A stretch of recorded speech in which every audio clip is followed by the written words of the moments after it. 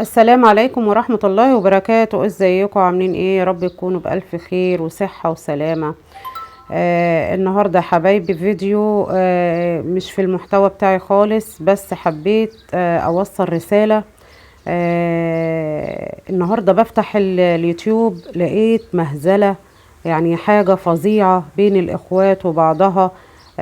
وصلت لدرجة الضرب والإقسام. يعني مش من الطبيعي ان الاخوات تتخانق على الملأ كده بالشكل دوت والفضايح دي، ويمسكوا في بعض ويضربوا بعض ويقطعوا في بعض، وفي الاخر يطلعوا على الاقسام.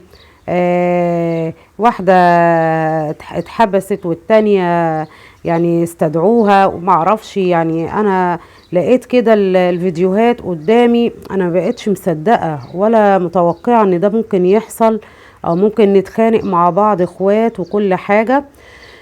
بس هنرجع لبعض تاني ومش هنفرج علينا الناس بالدرجة دي على الملأ كده وعلى اليوتيوب وكل العالم شايفنا، لان دي منصة داخل كل البيوت. كل البيوت دلوقتي اليوتيوب ده داخلها. كل الناس شايفانا وكل العالم شايفنا. يعني دي فضايح مسيئة جدا لبلدنا مصر. ما ينفعش اللي بيحصل ده يا جماعة. وفين الاخوات؟ فين الرجالة؟ فين الاهل، الناس الكبار في العيلة اللي يشوفوا المواضيع توصل للدرجة دي وما يوقفوهاش على حدها؟ يعني انتوا من بلد ارياف، المفروض في كبار في العيلة بيقفوا ويتدخلوا وقت اي حاجة ما تحصل بين الابناء وبعضها او بين العيلة وبعضها. كبار العيلة او كبار البلد بيقفوا يتدخلوا ويمنعوا المشاكل دي ويوقفوا كل انسان عند حده. لكن دي مهزلة. كده مفيش كبير كده في العيلة يوقف الناس ديت. كل شوية نسمع مشاكل عن زاهية داوود وحلمية داوود. ليه؟ عايز افهم ليه اللي بيحصل ده. اللي بيحصل ده بسبب ايه؟ بسبب شيطان داخل بينهم، بسبب النفوس المريضة اللي الواحد مش عايز يشوف التاني في احسن حال. يعني بسبب الفلوس. الفلوس جننت الناس للدرجة دي. ما يعني انا مش فاهمة ازاي وصل بيكم الحال للدرجة دي. المفروض كل واحد معاه قناة فيكم واتنين وتلاتة وبيكسب وزي الفل ومعاه فلوس. ليه الغيرة دي من بعض؟ وليه الحقد ده على بعض؟ وليه النفسنة؟ ليه تعملوا كده في بعض؟ انتوا اخوات في الاول وفي الاخر. انا مش طالعة انتقد واحدة بعينها، او ان انا بوصل رسالة. يا ريت يبقى في بينكم ما بين بعض مودة ورحمة وفي اسلوب احسن من كده. يا جماعة ما ينفعش اللي بيحصل دي مهزلة والله. والواحد حزين على اللي بيشوفه دوت من الناس. يعني الواحد حزين من اللي بيشوفه بين الاخوات وبعضها. ما يصحش اللي بيحصل ده. ازاي بعد كده توروا وشكوا لبعض لما تتصالحوا؟ لان اكيد كده كده هتتصالحوا. هتوروا وشكوا لبعض ازاي؟ هيبقى في ثقة بينكم ما بين بعض وشعور بالامان ازاي؟ يعني الاخ بيحاجة على اخوه. البني ادم لما بيتعور بيقول اخ. ما بي يعني اول حاجة بينطقها ساعة الوجع بيقول اخ، ما بيقولش حاجة تانية. فازاي احنا نعمل في بعض كده ونقطع بعض كده الاخوات وبعضها؟ ما ينفعش يا جماعة. انا زعلانة علشانكم. انا يعني اول مرة اطلع اتكلم كده بالطريقة دي لما بشوف حاجات زي كده قدامي مسيئة، وحاجات يعني تقطع القلب وتحزن القلب. وبعدين الناس اللي بتلوم على زاهية انها هي اللي بتلم وهي اللي بتعمل وهي اللي بتخلي الاخوات يبقوا كويسين مع بعض. يا جماعة ما تلوموش على الست ديكوا شايفين حالتها كويس قوي وانها ست كبيرة مش هتقدر تقاوم في وسط الناس ديت. يعني رجالة وبنات ربنا يخلي.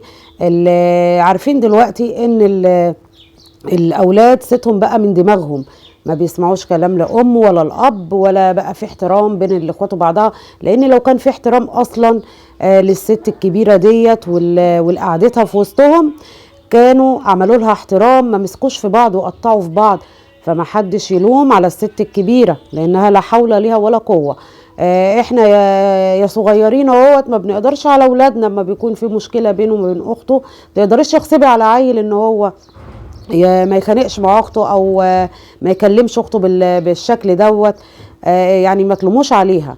دول ستات كبار ورجالة كبيرة، والمفروض عندهم عقل بيفكروا وما يعملوش الغلط، ويحاولوا يريحوا امهم ديت الست الكبيره اللي قاعده في وسطهم. اي نعم هي ليها غلطات كتير، وانحازت لواحده غير واحده وعلى حساب واحده قبل كده، وكان ليها غلطات. بس ما نلومش عليها لان هي ست كبيره ومش هتقدر على الناس دي كلها، لانهم زي ما انتم شايفين الوضع كده بينهم ما بين بعض محدش يقدر عليه. وطبعا نرمين زعلانه علشان امها، من حقها انها تزعل عشان امها، ومن حقها ان هي تعمل اي حاجه. وكلمتين لطارق واللي بيتوعدوا لاخواله، ما يتوعدش لاخواله بحاجه، عايز يعمل حاجه وياخد حق امه. هو ونرمين من حقهم ياخدوا حق امهم، محدش قال حاجه. لكن بالقانون، كله بالقانون، مش انك انت هتقف قدام خالك او قدام خالتك وتاخد حق والدتك، لا، لان في الاول وفي الاخر ده خالك ودي خالتك في مقام والدتك. طبعا نرمين وطارق من حقهم يزعلوا جدا عشان دي والدتهم.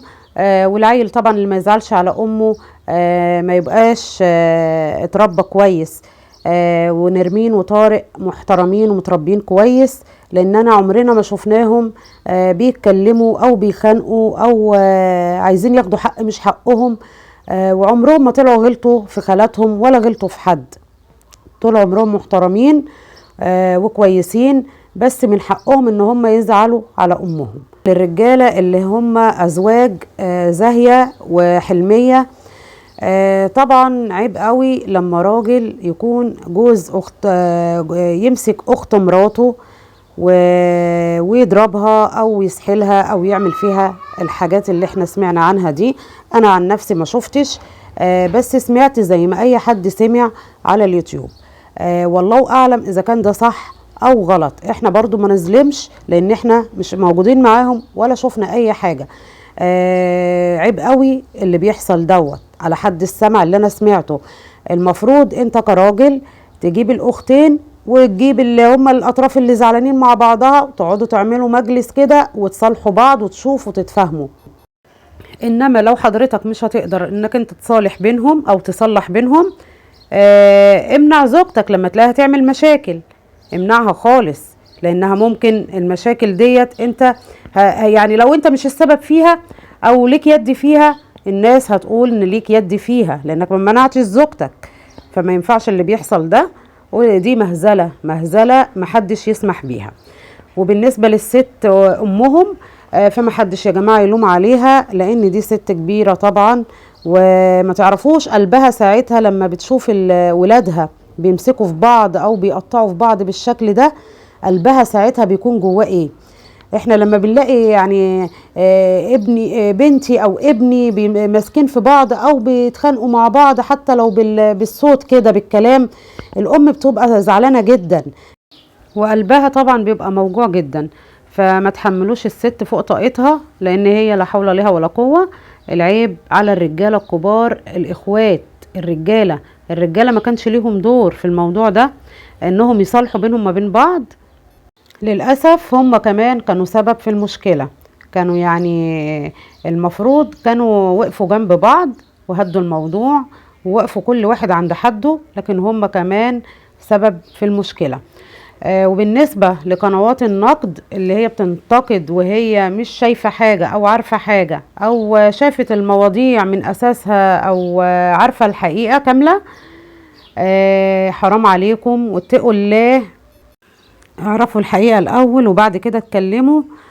مش كل واحدة صاحبة قناة نقد سمعت كلمتين من قناة على اليوتيوب أو شافت فيديو وسمعت كلمتين راحت عملت فيديو وحطت كلام على كلام وشعللت الفتنة أكتر.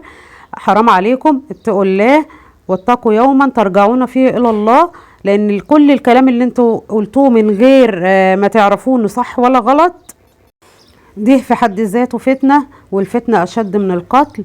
يا جماعة حاسبوا على الكلام اللي انتوا بتقولوه واعرفوا الحقيقة واتكلموا بناء عن الحقيقة.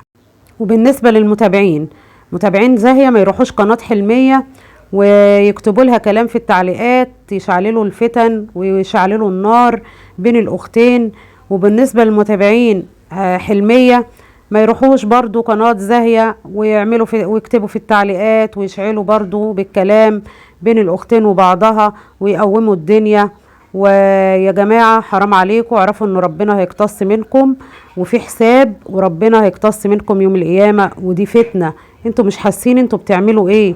انتوا بتفكرين ان دوت حب، لكن ده مش حب، دي فتنة يا جماعة. وبالنسبة لابو طارق اللي هو جوز حلمية، احنا ما شفنالوش اي دور لحد دلوقتي.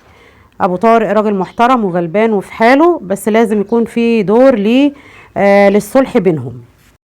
وبالنسبة لأهل البلد وكبار البلد أو عمدة البلد يحاولوا يتدخلوا في المشكلة ديت، لأن المشكلة ديت لو ما خلصتش على خير هيحصل من وراها مصايب كبيرة وربنا يستر. السلام عليكم ورحمة الله وبركاته.